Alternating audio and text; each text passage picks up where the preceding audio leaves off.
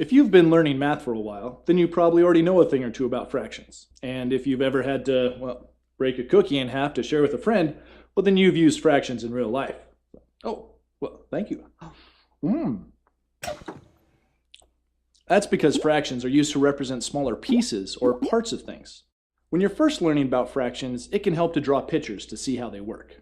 So let's start by drawing a circle. Now this circle represents what we call a hole. Now, not the kind of hole you can fall into, more like a whole cookie or a whole pizza.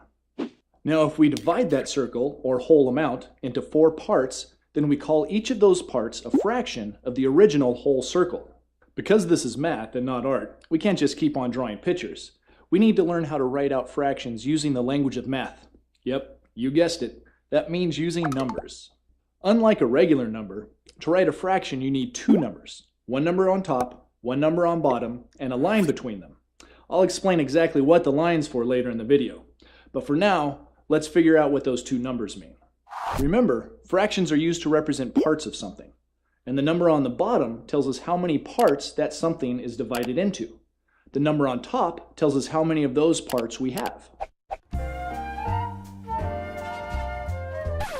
For example, let's write a fraction for our drawing here. I divided the circle into 4 parts, right? So the number on the bottom will be 4. And I still have all 4 of those parts, so the number on top will also be 4. I have 4 out of 4 parts.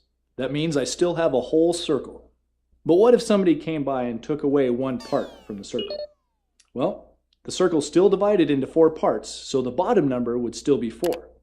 But I only have 3 of those parts left. So that means the top number will change to 3. So I have 3 over 4, or 3/4 of a circle. Make sense so far? Good. Let's try another example. Let's say that I divide a rectangle up into 8 parts, and I give you 3 of those parts. Since the total number of parts is 8, the bottom number will be 8. And since you have 3 of those parts, the top number will be 3. So the fraction I'm giving you is 3 over 8, or 3/8 of the rectangle. No need to think. Oh, and it's important to remember that for fractions to work right, the parts that you divide the whole up into have to be equal. We can't take a candy bar and say, well, I'm going to divide it into 2 parts, so this is your half, and here's my half. Let's look at a few more examples so you can really see the pattern of how fractions can represent parts of objects. This rectangle is divided up into 3 equal parts, and 2 of them are shaded red. So 2 over 3, or 2/3 of the rectangle, is shaded red. The circle is divided into 12 equal parts, and 7 of those parts are shaded green. So 7 over 12, or 7/12 of the circle, is shaded green. The hexagon is divided into 6 equal parts, and 5 of those parts are shaded blue. So 5 over 6, or 5/6 of the hexagon, is shaded blue.